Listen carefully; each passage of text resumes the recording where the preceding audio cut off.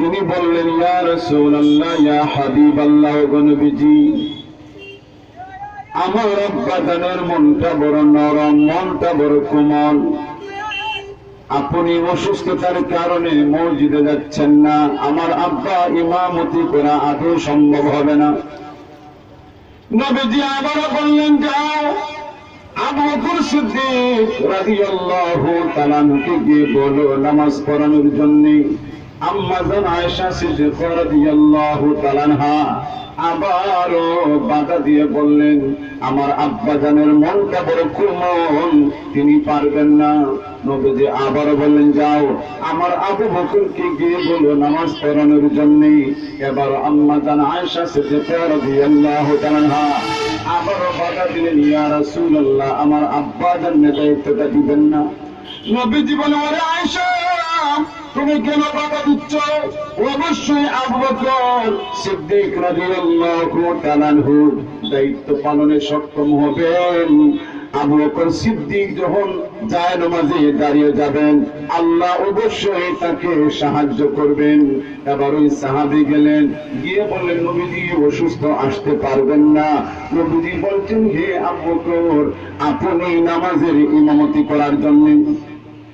সাইয়েদনা আবু বকর সিদ্দিক রাদিয়াল্লাহু তাআলা ইমাম হয়ে নামাজ শুরু করলেন। আল্লাহু আকবার।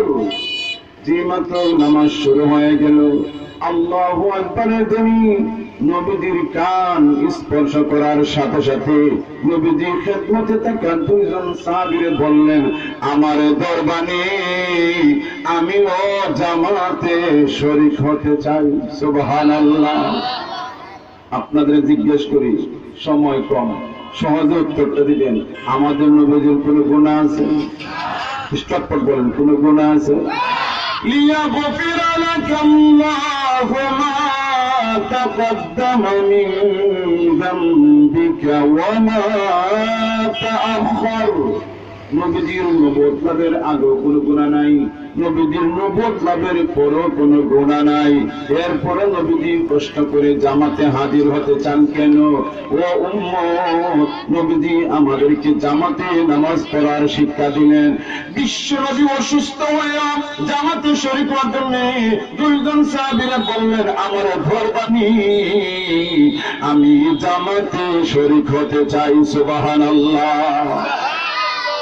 আমরা অনেক সময় অসুস্থ মানুষে ধরি, আমার দিকে তাকান, দুইজনে ধরি, এইভাবে ধরি, ধরে সামনের দিকে নিয়ে যাই। সাহাবী দুইজন বললেন, আমরাও নবীজির দুই দিক থেকে ধরলাম।